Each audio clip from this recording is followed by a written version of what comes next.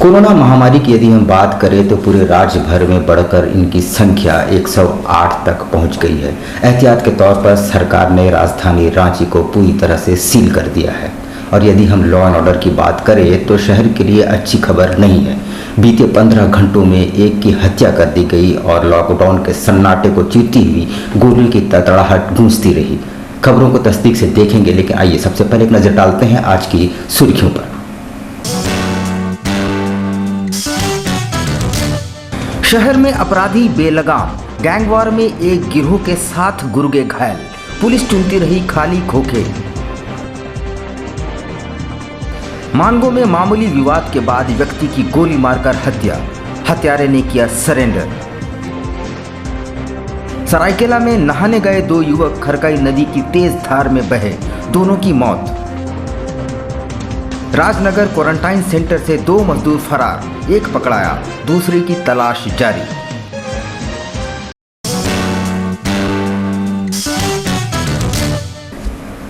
अब खबरें विस्तार से। 15 घंटों के अंतराल में लॉकडाउन के सन्नाटे को दूसरी बार गोलियों की तड़तड़ाहट ने चीर दिया। बुधवार की रात्रि भूयाडीह मुख्य सड़क पर गैंगवार हुई, जिसमें एक गुट के आधा दर्जन से ज़्यादा गुर्गे घायल हुए हैं। पहले बात करते हैं रात के अंधेरे में हुए गैंगवार की। माफिया डॉन अखिलेश सिंह गिरोह और सुधीर दुबे गिरोह के बीच हुए गैंगवार में कुल 7 गुर्गों को गोलियां लगी है, जिनका इलाज टाटा मुख्य अस्पताल में चल रहा है। घायलों में कन्हैया सिंह भी शामिल है। भूयाडीह स्थित मुख्य सड़क जहां अंधाधुंध फायरिंग हुई, वहां से पुलिस ने दर्जनों खोखे बरामद किए। इस वारदात को एक तरफ जिला पुलिस की नाकामी भी बताई जा रही है, साथ ही नए एसएसपी को आपराधिक कर्मों की सलामी भी। घटना के संबंध में बताया जा रहा है कि देर रात पटेल नगर के पास वार्ता के लिए बुलाए गए सुधीर दुबे गुट के सदस्यों पर अंधाधुंध फायरिंग की गई। घायलों में कन्हैया सिंह, सचिन कुमार, राजकुमार, सोमनाथ, विक्रम सिंह और अंशु चौहान शामिल हैं। हमलावरों में कल्लू राय और उनके साथियों के नाम सामने आ रहे हैं। सवाल ये उठता है कि लॉकडाउन है, चप्पे चप्पे पर पुलिसकर्मी तैनात हैं, फ्लाइंग स्क्वाड की टीम सक्रिय है, ड्रोन कैमरे से नज़र रखी जा रही है, हर आने जाने वाले को बैरियर पर रोका जा रहा है, तो बागबेड़ा और मानगो से दोनों गुटों के गुर्गे सीताराम डेरा तक कैसे पहुँचे, वो भी असलहों के साथ। अभी यहाँ टीएमएच में 7 जख्मी आए हैं। अच्छा। जिनका इलाज चल रहा है। अच्छा। गोली लग करके से जख्मी होकर के आए हैं। अच्छा। ये सीताराम डेरा में वो स्लैक रोड में। अच्छा। ये तो जांच का विषय है। उधर दूसरी ओर उलीडी में सौरभ कुमार झा नामक व्यक्ति की गोली मारकर हत्या कर दी गई। मृतक पेशे से पुजारी था और पिछले कुछ दिनों से हत्यारा सोनू मिश्रा से उसका विवाद चल रहा था। 15 घंटों के अंदर फायरिंग की दूसरी वारदात ने जिला पुलिस के होश उड़ा दिए हैं। घटना के संबंध में प्राप्त जानकारी के मुताबिक मृतक सौरभ कुमार झा से सोनू मिश्रा का विवाद कुत्ते को शौच कराने को लेकर हुआ। गुरुवार को दोपहर लगभग 12 बजे सोनू मिश्रा ने सौरभ पर सामने से फायरिंग की। गोली उसके सिर पर लगी। आनन फानन में लोगों ने उसे टाटा मुख्य अस्पताल पहुंचाया, मगर डॉक्टरों ने उसे मृत घोषित कर दिया। वैसे पुलिस ने सोनू मिश्रा को गिरफ्तार कर लिया है। बताया जा रहा है कि उसने खुद पुलिस के सामने सरेंडर किया। सोनू मिश्रा का आपराधिक इतिहास रहा है और इस पर हत्या, लूट, रंगदारी समेत कई मामले पूर्व से ही दर्ज है।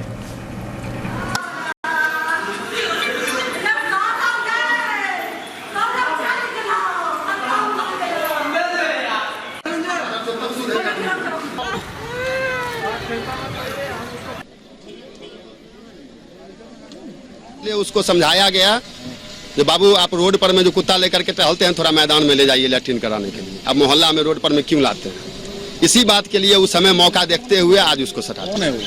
सोनू मिश्रा। अच्छा, कहाँ रहता है? हाँ, हम लोग के बगल में रहता है। नहीं, कोई दुश्मनी नहीं। दुश्मनी पंडित जी को दुश्मनी किससे रहेगा? उधर सरायकेला जिले से बड़ी खबर है कि आरआईटी थाना अंतर्गत बंता नगर के समीप खरकई नदी में नहाने के दौरान 2 युवक नदी की तेज धार में बह गए। दोनों की बाद में मौत हो गई। दोनों युवकों की उम्र लगभग 20 वर्ष बताई जा रही है।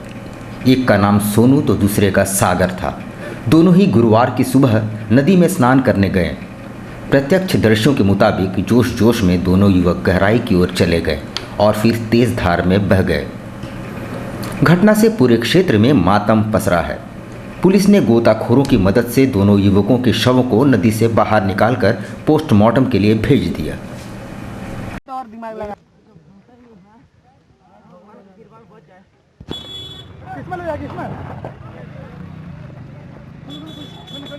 सरायकेला जिले के राजनगर हाई स्कूल में क्वारंटाइन में रखे गए 2 मजदूर फरार हो गए, मगर काफ़ी तत्परता से तलाश में जुटी पुलिस ने एक को धर दबोचा है, जबकि दूसरे की तलाश अभी जारी है।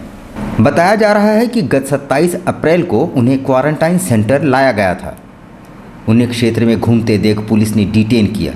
पकड़े गए शख्स का नाम ताहिर शेख है, जो पश्चिम बंगाल के मालदा का रहने वाला है। दूसरे की तलाश में पुलिस जुटी है। ताहिर ने बताया कि वो क्वारंटाइन सेंटर में नहीं रहना चाहता और वापस अपने घर जाना चाहता है। ताहिर राजनगर भागा, वो बोलता है देखो हमको एक लड़का है, वो बोलता है जगह हमको नहीं खाएगा, जिद करा गया। ठेकेदार से बोलता है तुमको जाएगा तो जाओ, ना खाएगा तो चल जाओ, खाएगा तो थको, 4 दिन पड़ जाएगा। घर मालदा से वो दादा আছে এখানে গাড়ি নিয়ে বুঝলেন, तो गाड़ी देखते যাচ্ছে तो दादा फोन नंबर धरे ना, तो हमको तो जाएगा तो वो बोलता है कि चलो हमको लेबर है वो। लॉकडाउन के साइड इफेक्ट अब दिखने लगे हैं। हम बात कर रहे हैं स्वर्ण कारीगरों की। काफ़ी संख्या में स्वर्ण कारीगर शहर में रहते हैं और बड़े कारोबारियों पर निर्भर है। अब लॉकडाउन के दौरान उनकी हालत दयनीय हो गई है। अपने पूर्वजों के वक्त से स्वर्ण कारीगर पीढ़ी दर पीढ़ी कारीगरी के कार्य में लगे हैं और अपने परिवार का भरण पोषण करते हैं। इधर लॉकडाउन से व्यापारियों के धंधे बंद हो गए और बेरोजगार हो चुके इन कारीगरों के समक्ष अब बहुत बड़ी चुनौती उत्पन्न हो गई है।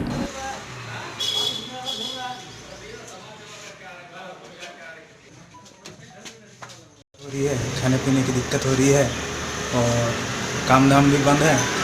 और जो हम लोग का यहाँ 50-60 कारीगर जो है फंसे हुए हैं, तो यहाँ पे हम लोग का कोई मदद का कुछ हो नहीं रहा है।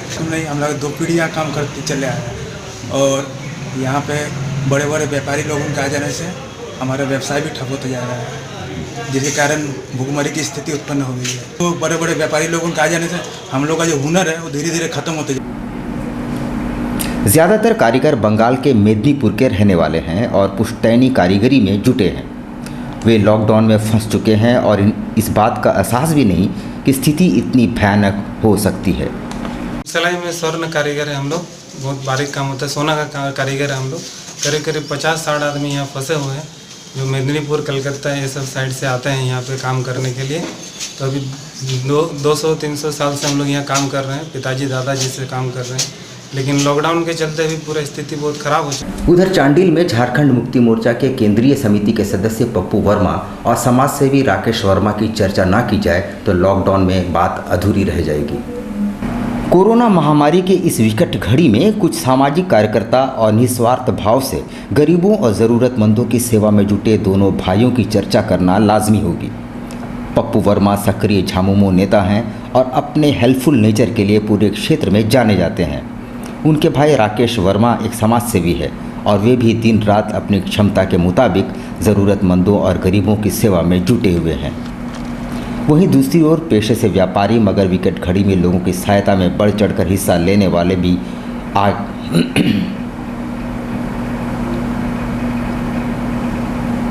देखिए, कोरोना के बारे में हम यही कहना चाहते हैं कि नहीं हमारे लगा के बोलिए काट हम यही बोलना चाहते हैं। इससे पहले भी हम लोगों ने देखा कि पूरा विश्व में किस तरह से कोरोना ने हाहाकार मचाया। इससे सबक लेते हुए आज हमारे यहाँ झारखंड के मुख्यमंत्री भी बहुत एक्टिव हैं और उन्हीं का निर्देश पर भी हम लोग इससे पहले हम लोग सैनिटाइजर मास्क चार्लिंग में बहुत जगह हम लोग बंटवाएं और लोगों को ये एहतियातन बताते भी हैं कि कहीं भी आप जाएं, कुछ भी परचेजिंग करते हैं तो वापस आके आप सैनिटाइजर से उसको हाथ धो के फिर आप अन्य अपना क्रिया या हैंड वॉश से हाथ धो के अपना करना चाहिए। लोगों को जितना हो सके जागरूक होना चाहिए। और साथ ही साथ इस कोरोना महामारी में हमारा लोगों का कोरोना के साथ एक भुखमरी का बहुत बड़ा कारण अभी आ गया है। लोगों का दिनचर्या में अभी कोई रोजगार नहीं है। इसी को देखते हुए हम लोगों ने अपने सामाजिक कार्यकर्ताओं को कहा और वो विभिन्न क्षेत्रों से जाकर लिस्ट कलेक्शन करते हैं और लिस्ट के आधार पर हमारे यहाँ पर पैकिंग होता है और वो उसके क्षेत्र में हमारे वाहन से जाकर मेरे कार्यकर्ता वहाँ बांटने का काम करते हैं। वहीं दूसरी ओर चांडिल में कई ऐसे व्यापारी भी हैं जो विकट घड़ी में लोगों की सहायता बढ़ चढ़ कर रहे हैं। देखिए, महामारी तो पूरा वर्ल्ड में है, ऐसा नहीं कि खाली इंडिया में ही है। ठीक है, इंडिया में काफ़ी पहले से कम है और जितना हो सके गांव में जा जाके हम लोग ये कर ही रहे हैं हेल्प जितना हो सके, और वही सबको सजेशन दे रहे हैं कि दूरी बना के रखें और हाथ हमेशा साबुन से धोएं और सैनिटाइज करें, सोशल डिस्टेंसिंग और घर से बस साफ सुथरा रहें बस। आप तो गरीबों की हमेशा मसीहा मांग रहे थे इस इलाके में, तो हर गरीब कितने गरीब अब तक मदद कर चुके हैं? ये तो हम क्या बोलेंगे, जो भी आता है हमारे पास कोई खाली हाथ नहीं जाता। सरायकेला जिले के नए एसपी के तौर पर पदभार ग्रहण करते ही मोहम्मद अर्शी काफ़ी एक्शन में नजर आए। उन्होंने कहा कि कोरोना वायरस के संक्रमण को रोकने के लिए हर संभव प्रयत्न किए जाएंगे। जिले के बाहर से मजदूरों को लाने और जिले में फंसे मजदूरों को भेजने के विषय पर पूछे जाने पर उन्होंने स्पष्ट किया कि प्रशासन के गाइडलाइंस के मुताबिक जो भी संभव हो पाएगा किया जाएगा। उन्होंने सोशल मीडिया के माध्यम से सौहार्द बिगाड़ने वालों पर सख्त कार्रवाई का संकेत भी दिए। देखिए, डिस्ट्रिक्ट लेवल से समन्वय करके पुलिस सारे के सारे मजदूर जो यहाँ पे फंसे हुए हैं उनको भेजना है वो, और जो बाहर से आने वाले हैं उनकी लिस्ट बना रही है और उनको कैसे ले आना है, उनको कहाँ टाइम बेइंग रखना है, उनको उनके गंतव्य तक कैसे पहुँचाना है, इन सब की हम लोग एक विस्तृत प्लानिंग कर रहे हैं। और इसमें पूरा प्रशासन पुलिस के सहयोग से मिलकर सोशल डिस्टेंसिंग नॉर्म्स का पालन करते हुए सारे स्टैंडर्ड गाइडलाइंस का पालन करवाते हुए हम इसको सही ढंग से एग्जीक्यूट करेंगे। यहाँ हम लेते हैं एक छोटा सा ब्रेक, लेकिन आप कहीं जाइएगा नहीं क्योंकि ब्रेक के बाद खबरों का दौर जारी रहेगा। आप देखते रहिए न्यूज़ टाइम्स। यह कोरोना महामारी पिछले कई महीनों से विश्व में फैला हुआ है, जो हमारे भारत में पैर पसार चुका है। और यह महामारी के साथ साथ में एक बहुत बड़ी चुनौती हमारे देश में है या पूरे विश्व में है, यह भुखमरी की। तो इसको देखते हुए हम लोगों ने यह संकल्प लिया है, जब से कोरोना का लॉकडाउन स्टार्ट हुआ है उसके 8 दिन बाद से यानी 28 मार्च से हम लोगों ने संकल्प लिया है कि कोई भी हमारे जहाँ तक हमारी पहुँच हो सके वहाँ तक कोई भी व्यक्ति, कोई भी ज़रूरतमंद व्यक्ति भूखा न सोए। इसी को ध्यान में रखते हुए हम लोगों ने 28 मार्च से अभी तक और आने वाले उस वक्त जब तक लॉकडाउन जारी रहेगा हम लोगों ने घर घर राशन पहुंचाने का कार्य किया है। सरकार का जो निर्देश है कि दूरी बनाए रखे उसको ध्यान में रखते हुए हम लोगों ने सोशल डिस्टेंस को ध्यान रखते हुए प्रत्येक घर में बस्ती बस्ती राशन पहुंचाने का कार्य प्रारंभ किया है। प्रभु इच्छा से ये काम चल रहा है और उनकी इच्छा से यह जब तक लॉकडाउन रहेगा तब तक चलता रहेगा। सिटीज लाइफ होलसेल बाजार पूरे परिवार के लिए अब अच्छे दिन आ गए हैं।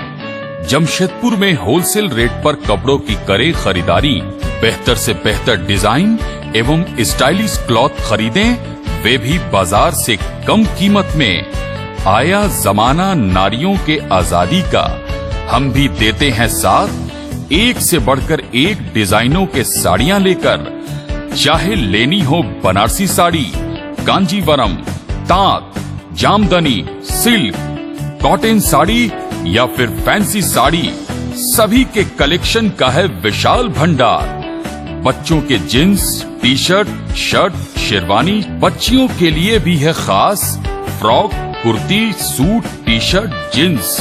For gents suit, sherwani, casual, formal एवं पार्टी वियर शर्ट के हैं कई variety. For ladies salwar suit piece, kurti, suit, lehenga और साथ में है फैंसी टॉप।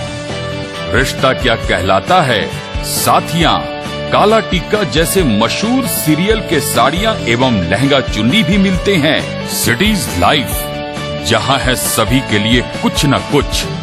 तो करनी हो खरीदारी पूरे परिवार के लिए, एक बार अवश्य आएं। Cities life, station road, opposite पानी tank, Jugsalai, Jamshedpur.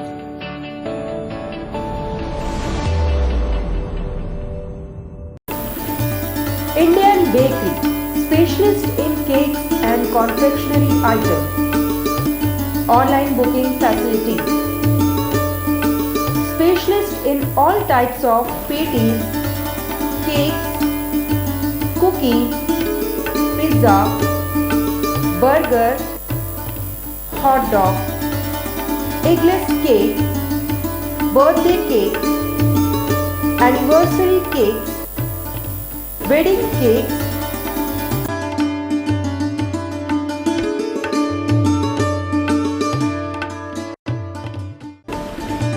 cream rolls, fruit cakes, all types of biscuits, marriage anniversary cakes, and school order specials. Please do visit with your friends and family.